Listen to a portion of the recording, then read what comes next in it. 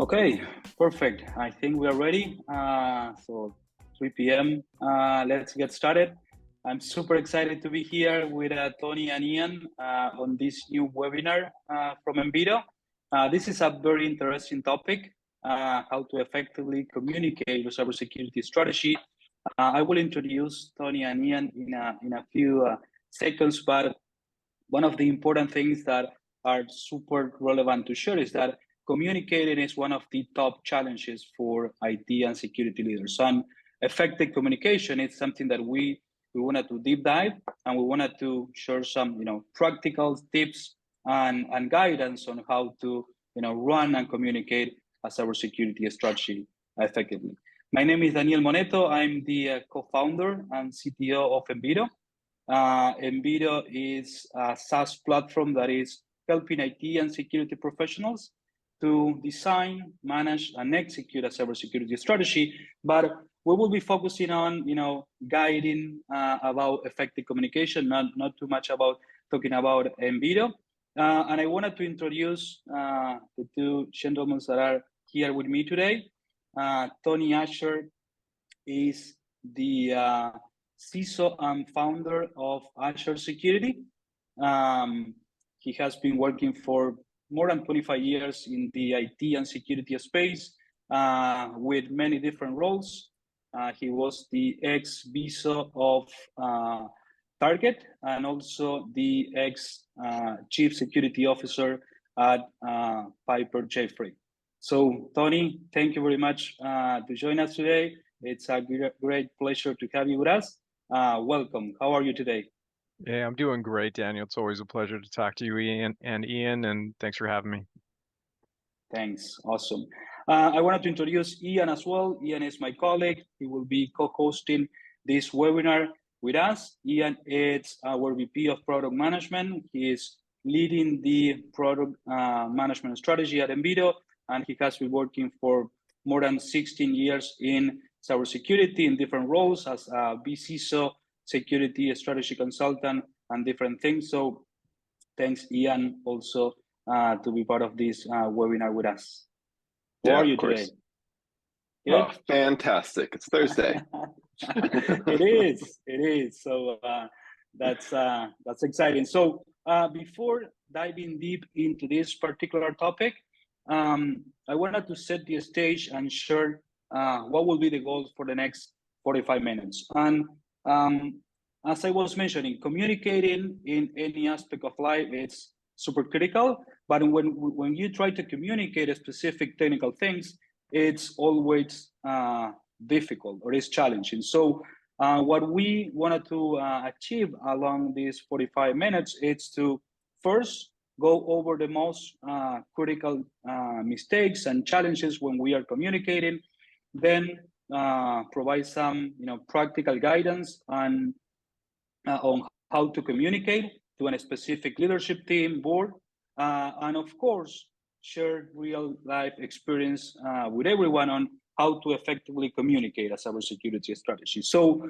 at the end of the day, we wanted to avoid these type of things. When you talk about cybersecurity, having like a headache, or that anyone is sharing with you what is that you are talking about cybersecurity. So with that said, we wanted to start with this webinar.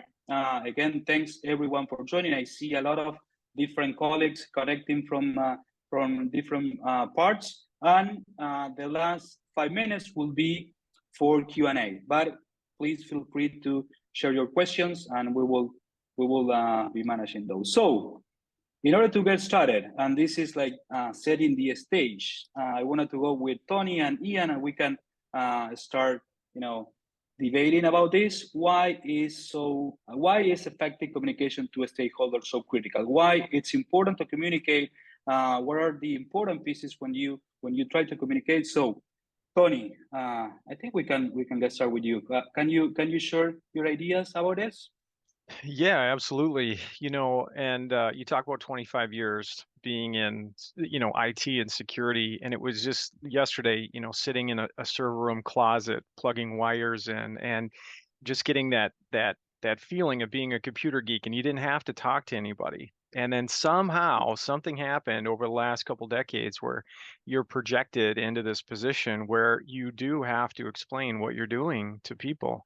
And it's very hard. And I'll admit, I've seen opportunities where they don't really want to communicate with me, and I've thought, well, that's fine, and that leads to a bad place because then they don't Yes. understand what you're doing and the value.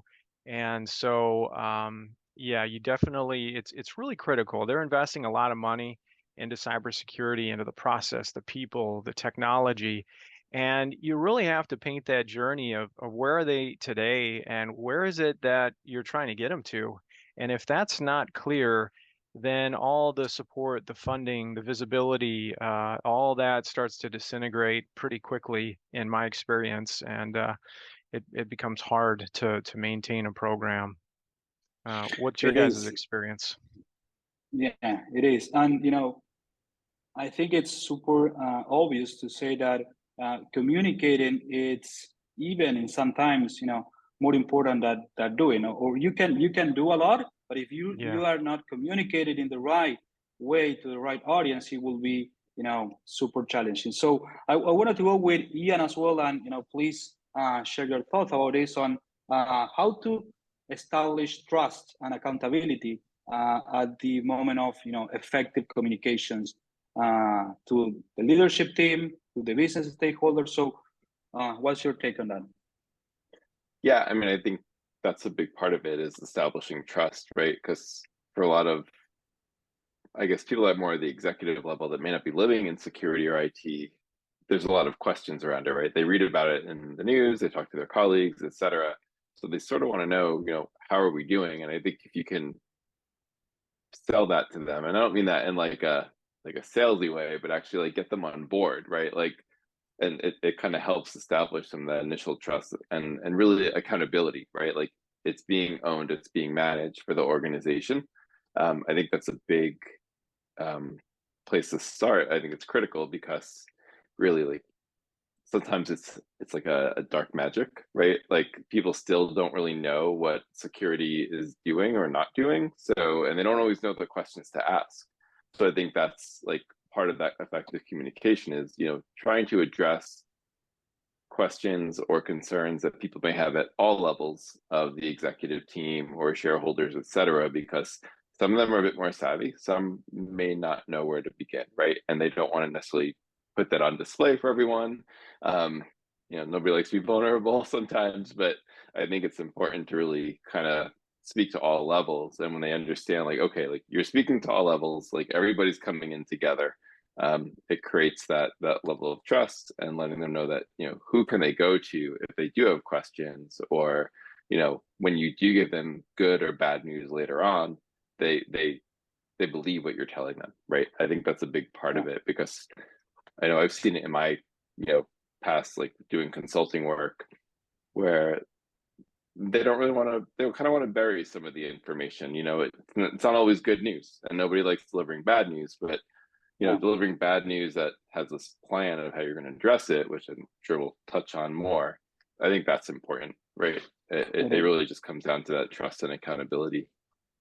It is. And Tony, do you agree with me that setting management expectations is probably one of the most important things when you try to communicate? What are your thoughts about that? And what's your experience on setting expectations to them? Yeah.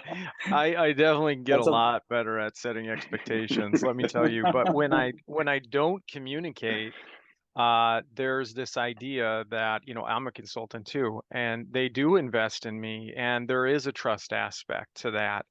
But if you don't communicate, they default to this value of, oh, I hired someone for cybersecurity, and I bought some cybersecurity technology, and we have a cybersecurity policy.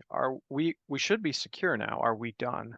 And it's this huge burden to communicate like, that doesn't equal secure. And it's not a binary thing. It's a journey, and I'm gonna hold your hand and take you down this path, and here's what the path might look like.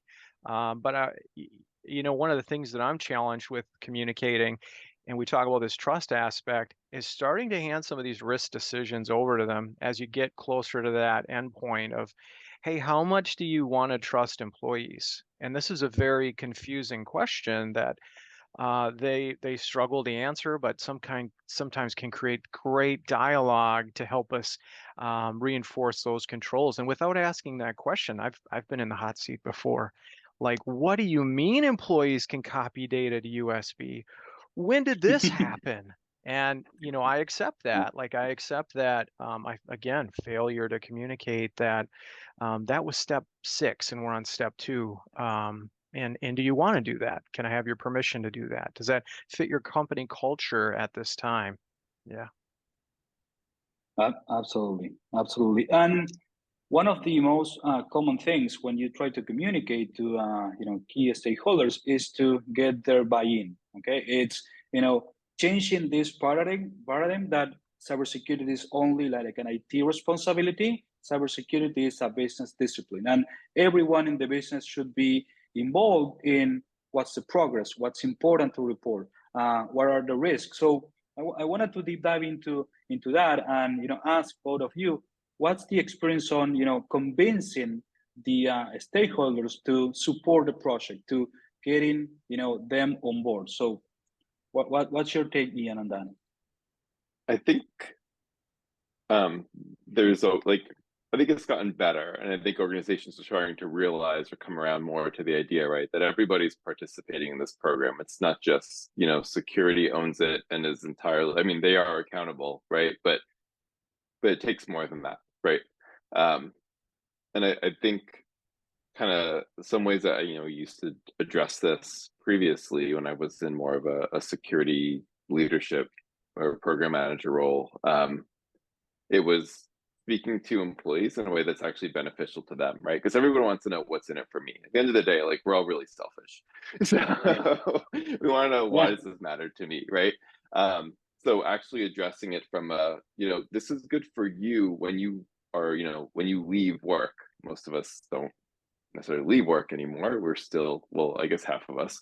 So some of us, but it's what do I do to keep myself safe or my family safe, right? And speaking of them at that level too, because a lot of the practices we have within organizations within business or work, they translate over to personal. There's more than one way to get into your company's environment, right? And a lot of times people are able to check personal email, etc. So it's teaching them how to have good hygiene, I think, has been beneficial, because I think your response also is much more positive. People are more engaged. I know some places I've worked before, the conversation has been less about how to protect the business, but it's also been more on like how to protect you in a realistic way, because that's inherently good for the business. And those types of programs that we've ran or executed on, like, it's been really positive. People ask questions, they report things that seem suspicious, they make a mistake and they report it when they understand, like, we're not out to get you, we're really out to have you help us, right? I think that's a big part of it. What about you, Tony? Kind of what's your take on some of that? Yeah, I think that's another area I'm trying to grow in, and a coach told me to storytell, and I was so against this idea at first. I'm like, this feels so childish, and I've taken a I've taken a risk and tried it, and instead of talking about the cybersecurity tool, the cybersecurity thing, I'm talking about the risk, and I'm saying, hey, a fellow company about your size in the same industry had this thing happen, and this is what it caused, not just financially, not just the outage, not just the reputation, but kind of paint that picture. And this is something that we can do something about by doing this, which would take this level of investment, and I recommend it. And they do want you as a professional, as an expert, to tell them what you recommend. And I think that's our job, and to storytell, I think, is my point there. That's a great point. Sorry, yeah. One other thing too, I think it's important also to do it in a way that's realistic and it's accessible, right? So you're not using this like fear-based approach, I mean, there's plenty of those stories. Like, it's not hard to find that. It's almost like it's like a cheap sell, right?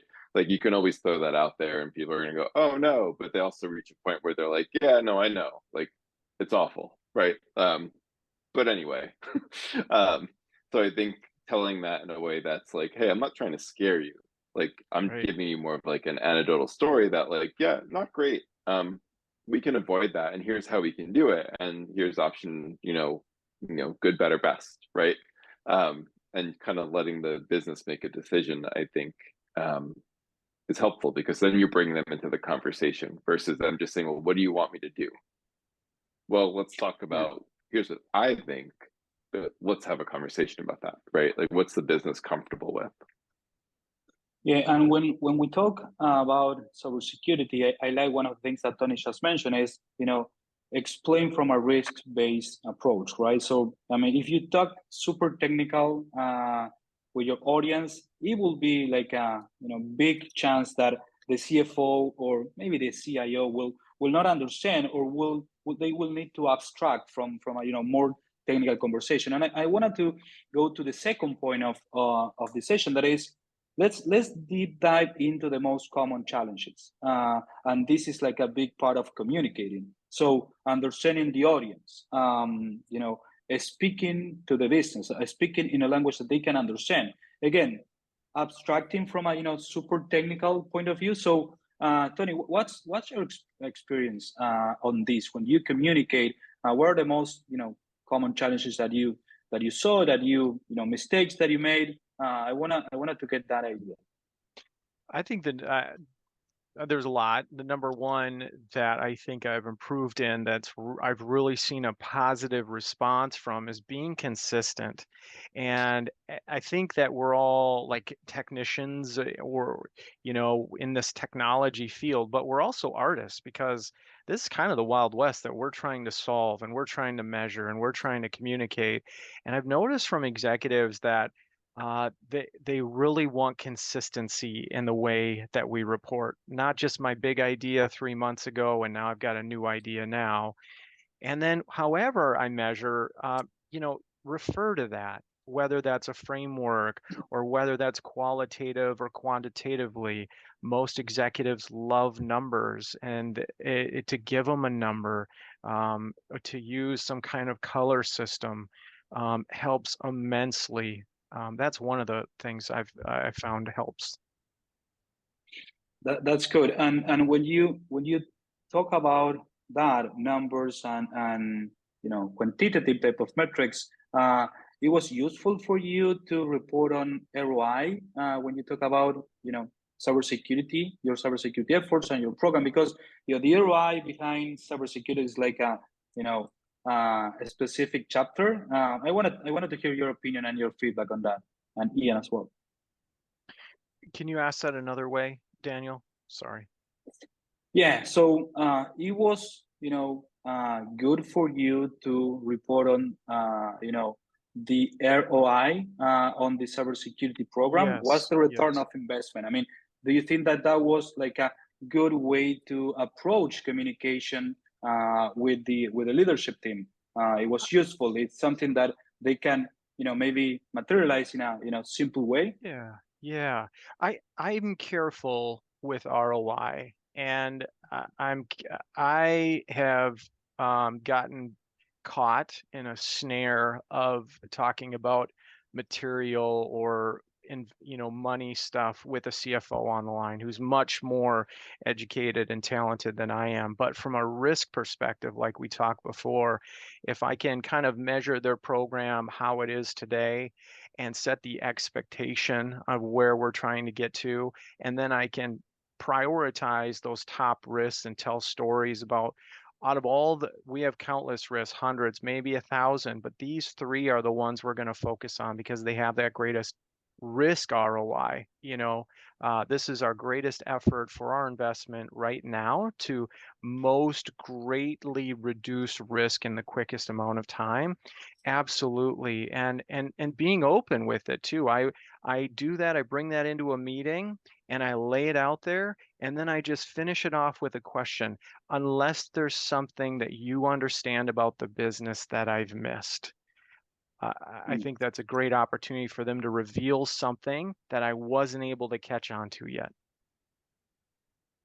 I like that. Yeah, and you mentioned one important thing that would like to deep dive, and is prioritizing risk, right? And I wanted to bring in some point and get Ian's feedback here as well on how to prioritize those risks. But we are talking about challenges. We will cover that in the next few minutes. What do you think, Ian, regarding most common challenges when CISOs or CIOs or CTOs try to communicate, but maybe without speaking to the business? I wanted to get your approach there. Yeah, so I think I've said this before in conversations. I don't know if on past webinars, but a little bit of a shameless plug here about what we do with Invito, but I do think it's relevant, and there's other ways to do it. So it's not purely, we're not the only way to do it, but we do it quite well, is crown jewels assessment, right? And like identifying what's critical. And I think that is a really great place to start, because when we say crown jewels, we're talking about what's critical to the business, and not just, I always say, like, when you ask IT will tell you IT things that are important.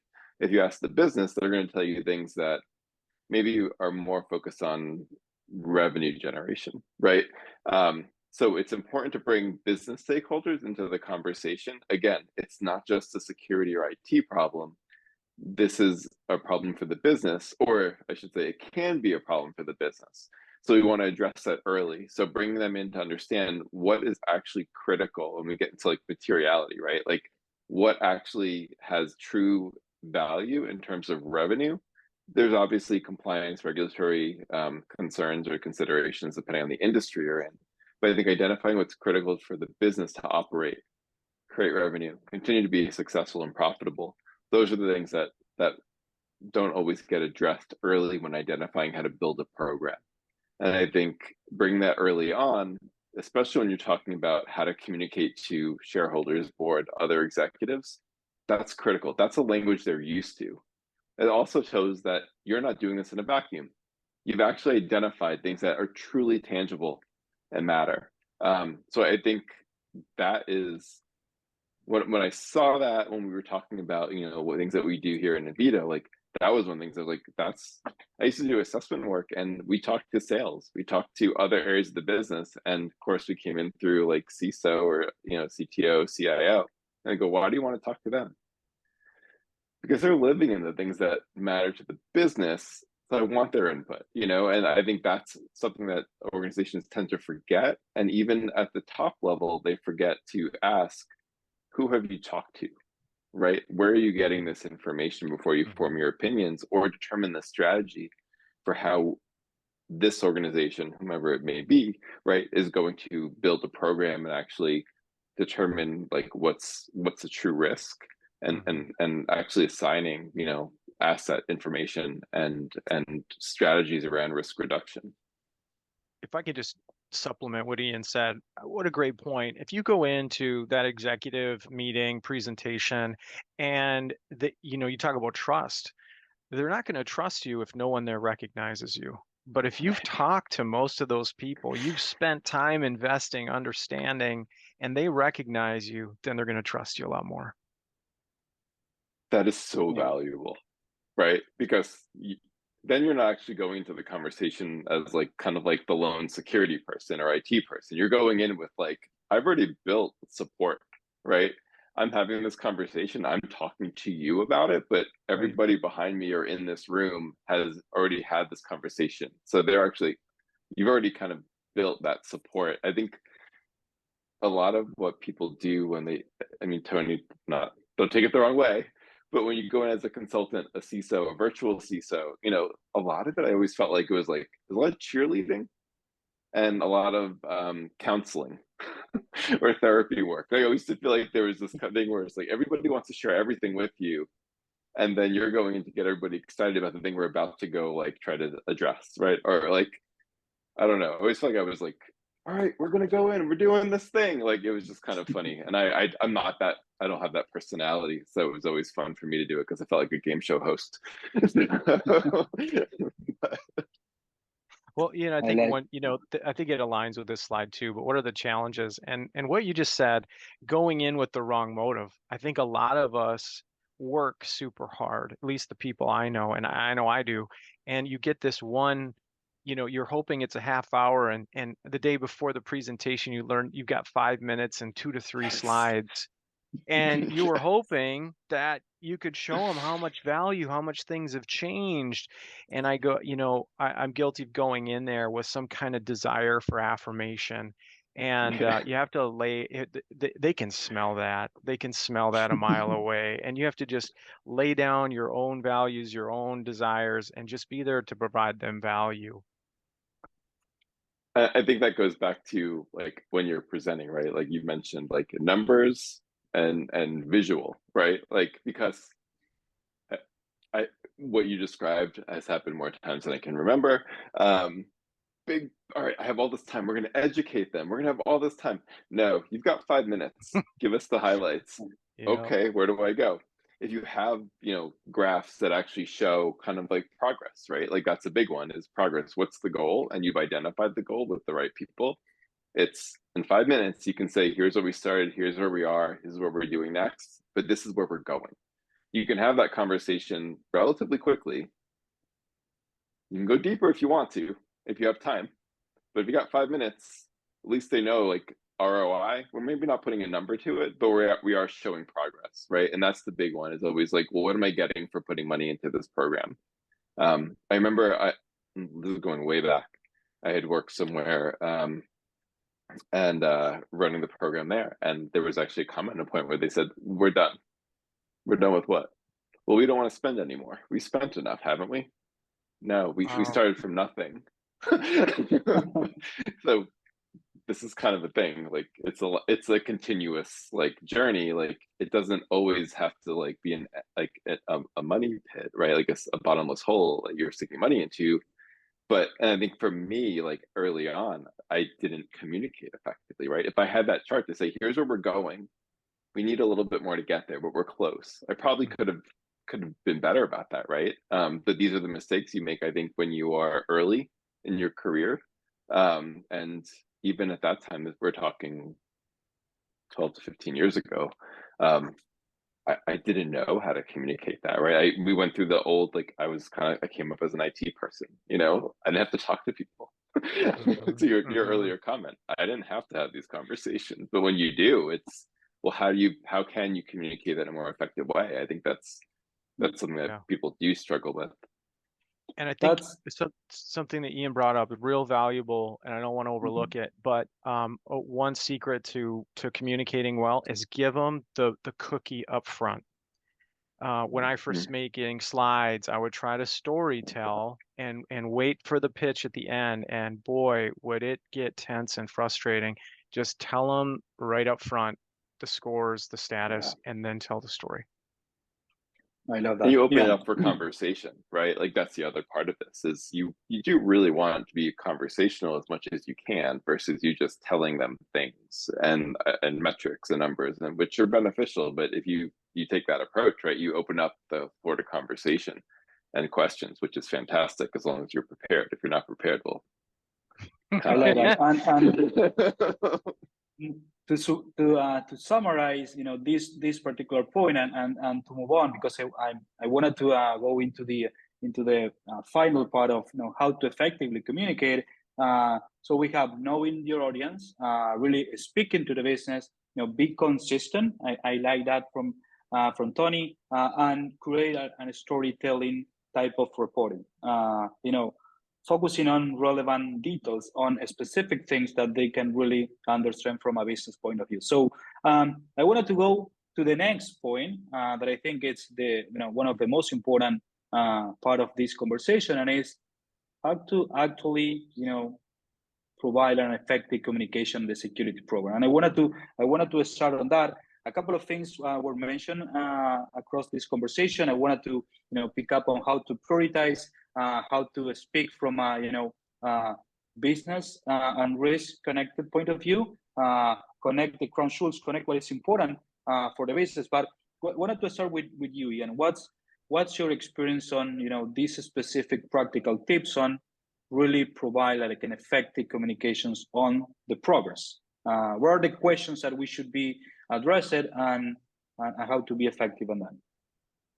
Yeah, I mean, everybody wants to know, like, where are we starting from, right? Like that's so if you haven't done that, that means you're just kind of throwing stuff at the wall, right? So where are we currently, right? What's our current position? The classic question obviously is, well, how do we compare to our peers? Yeah. Right? Because we don't want to overspend. Right, like, you know, we don't want to be great, but we want to be pretty good. Which is what you hear a lot of, which from a business perspective, that may be the right place to be. But I think that's a big one, is knowing where you're starting from, and where are we going, right? And to know both of those, or at least to have a baseline understanding of both of those questions, I think it's going back to the earlier comment made, and we talked a little bit about, with like identifying what's critical to the business, right? Because the only reason the security program exists is to, well, there could be two reasons. Like, ethically, we want to do the right thing, right? But B, we also want to look at, like, we want to protect the right things, whatever those things may be, for the organization. And we may have compliance requirements, but that's part of the business. That's a business thing, right? So we want to understand, what are we actually focused on? Like, what matters? Because again, like we've talked about this before, and everybody's heard this before, I'm sure, is like, you can't protect everything. There are certain assets that you're going to take a hit on, and just knowing the scope of what that can lead to, whether it's truly impactful or if it's more of a nuisance. But it's understanding that. I think that's the first place to start. And then you can actually, that's your baseline, right? Like that's what you're going to report against throughout the life of the program. Yeah, I think that's where I would typically start for most organizations. I'm sure Tony has maybe other ideas around that, or even where to go next, right? Like, I think that's, yeah. Okay, great. We've got that buy-in, right? But what happens now? Okay, we'll start doing some work. I like that. Yeah. What's your experience on that, Tony? How to yeah. Yeah, spot on with Ian. Obviously, you want to set the destination, and you want to justify that, whether that's where your industry peers are at, or whether that's just basic due diligence, or whether that's a regulatory requirement or a business value thing. But as you start that conversation, I mean, you come in and you give them that cookie up front. Here's where we are. Here's where we started, and here's where we're going, and here's where we are. And if you have more time than that, then tell them how you got there from the last time you met. What were those milestones? What were those wins? And what risk did that reduce? And again, this is tough, because this is something you probably have 10 to 20 seconds. So highlight maybe 3 things you did very simply. And then what are you going to do next?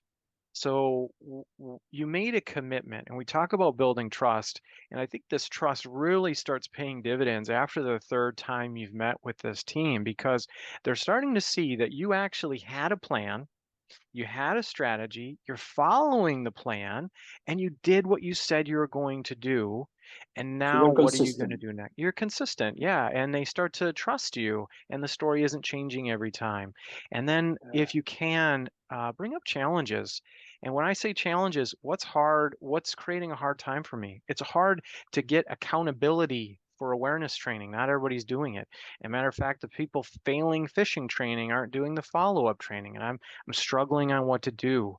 They love to contribute and support you in that situation. And then challenges, expectations about spending. I mean, I try to sprinkle that spending. As your maturity increases, your spending's going to increase. What's around that next corner that I can plant a seed today? When you see it on the budget request for next year, you're not surprised by.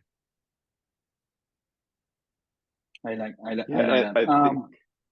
think also, when you say, these are the spending requests, these are the next steps that we're going to take.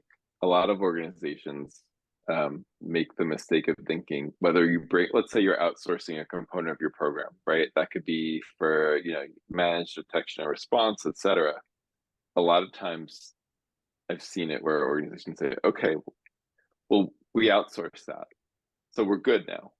We don't have to worry about it. And it's like, no, we own it. So there are other things, but that just means we don't have to hire 2 more people right, that are, significantly more expensive, so it's kind of, I think, setting those again, going back to those expectations and letting know, like, this is the plan, this is how we plan to execute. And I think you hit it too, Tony, with like, you're building a track record, right? When you say you're going to do something, you do it, like, you deliver on it. And if there's a challenge on the way, where you're having, what's the obstacle? Like, that's a great example. That is so common, right? Like, oh, people aren't doing their training. I know someone who was very bad about that, not within work, outside of that, but they would like to tell me how they failed their security training. I don't know why, but they would go on and tell me that. I was like, okay, you're a nightmare. Like, just do it. And like, the problem is, like, nobody's making them do it, right? Like, so just bring that to executive leadership in a larger conversation and say, I need more support on this, right? That's an easy ask, which doesn't cost anything, right? That's literally someone saying to their team, hey, this is important, this is part of this quarter's OKRs, right? You need to get this done, because we don't want to be that department, right? Like, that's the other one. I always think of, like, when you start publishing scores, here's how people are doing. Sometimes it's like, oh, we don't want to be on the bad list. Let's go, guys, girls, ladies. let's move it. But yeah, I think the follow through is the big one. And then they know, like, you're the one that's coming into those conversations to give an update that, hey, we're always delivering, right? They actually, sometimes the security topic can actually be one of the more fun topics in those conversations, because security is not always bad news. Like, that's the one thing. Like, in the past, I think there was always a lot of bad news with security. It was always just, oh, there they are, the killers of fun. But we can actually give them good news where they actually want to hear the information. Like, when they start reaching out outside of, like, the quarterly or monthly meeting, like, that kind of tells you you're starting you're on the right track, right? That's validation. To, like, the highest degree, I feel like, when people start coming to you with questions, problems, or things that are coming down the road. I know we're close on time here, so I really like that, what you just mentioned regarding, not always sharing bad news. I think it's too much of, fear, fear type of communication, and communicating like bad news. The team and the executives, everyone in a company is reading the news. So ransomware attacks, breach. So it's important to communicate what's the progress, what's important, how are we, better versus, last month or last quarter. So I think that's critical. But I wanted to deep dive in, that crisis mode, because we are talking about like normal operation type of communication. But how is communicating when there is a crisis? How is, the good way to communicate? What's the frequency? How to set expectations? Again, let's assume that the company is going through a ransomware, or through any particular attack. What's your experience there, Tony? I mean, what's effective in that particular scenario? Oof.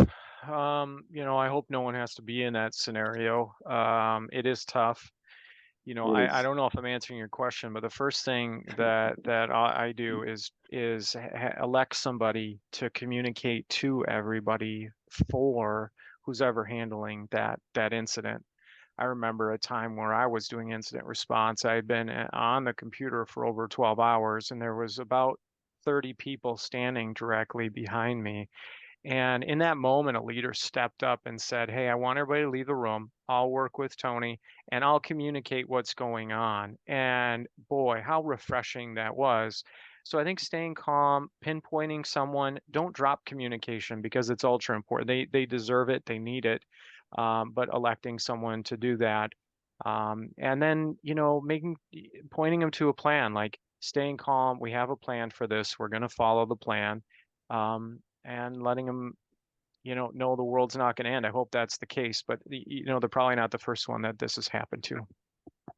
Yeah, and I wanted to add as well that one of the questions from the audience is, what's the frequency on communication to the leadership team, to the C-suite, and also to the customers. And I think this is like a topic that can change based on the organization. But what is like a good practice to do when when something like this is happening. I want to go with you, Ian, first, and then we can get back to Tony on that specific question.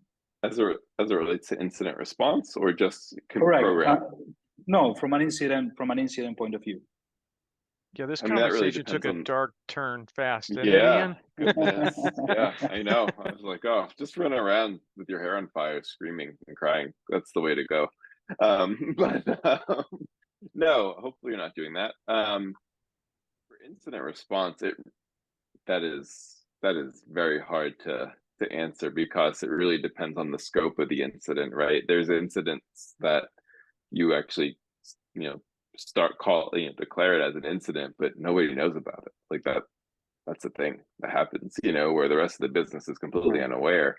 I think it really varies, but I think consistent reporting. So if you're giving updates every 24 hours, right?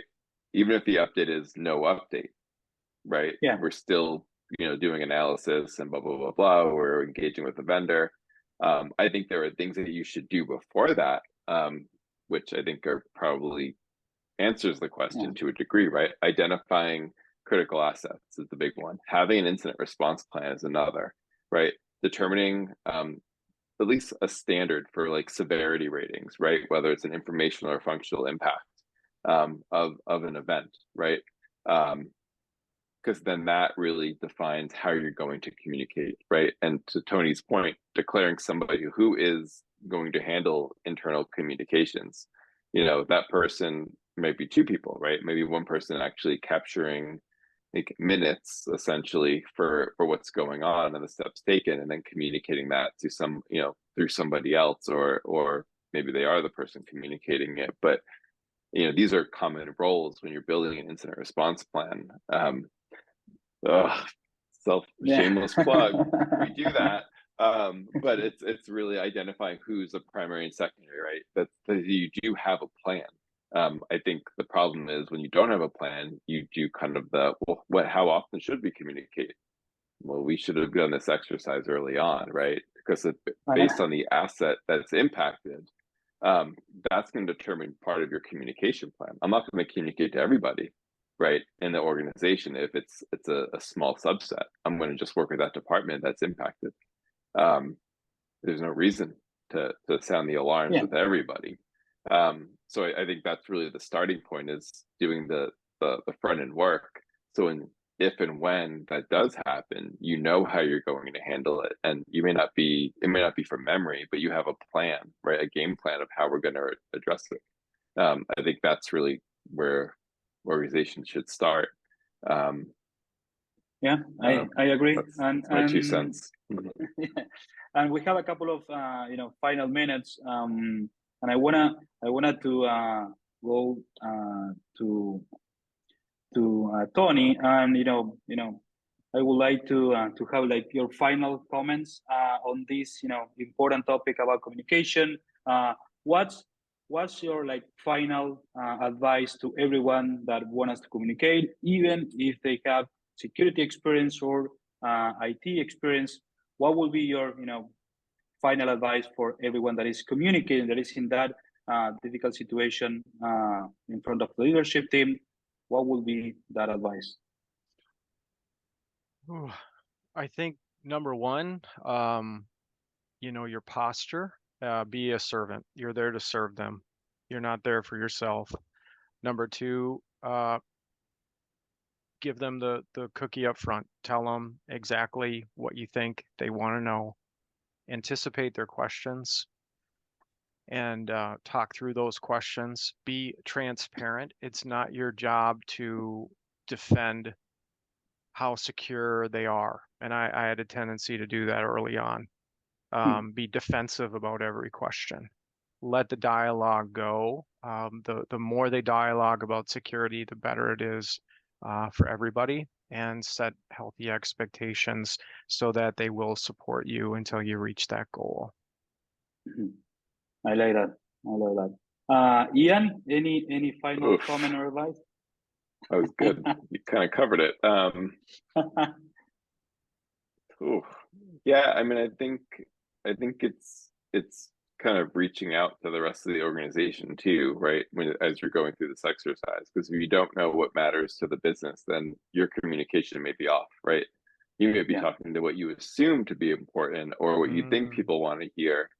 And like, they may want to hear that, right? But I think, Tony made a comment, like, when you come in a certain way to these meetings, like, people see right through that. If you come in and you take a purely IT-centric view of this, we'll say this problem or opportunity or obstacle or challenge, like, they're going to know you didn't really you worked in a vacuum on this, right? And I think that's really the problem. The nice thing is when an organization is smaller to mid-size, it's fairly easy to have access to everyone that you sort of need to. As the organizations get larger, people start working in silos more. And I think, things like having a monthly security meeting, right? A committee that has representatives or stakeholders. It doesn't mean you're going to get all the C-levels in that meeting, but you're going to have a delegate, right? So you are getting information, and that actually can be more beneficial for you than just taking a pure executive view of the organization. The people that are actually doing the day-to-day, not just the higher level strategy or business stuff, could be beneficial, I think. So I think taking that approach is really important. And then, I think everything you said, Tony, is like spot on. I really like the give them the cookie up front. I think that's good. Absolutely. And don't be defensive. I agree. No, never be on the offense. Go ahead. It's okay. We are on time. I wanted to thank Tony, Ian. Thanks a lot for joining me today for discussing about this. Thanks to the audience, to everyone that is connecting. We will be sharing the recording in the next day. And thanks again. Appreciate the time and have a wonderful rest of the day. Thanks, Ian. Thanks, Daniel. Thank you very much. Tony. Talk to you guys later. Thanks, Phil. Bye. Jenny. Bye.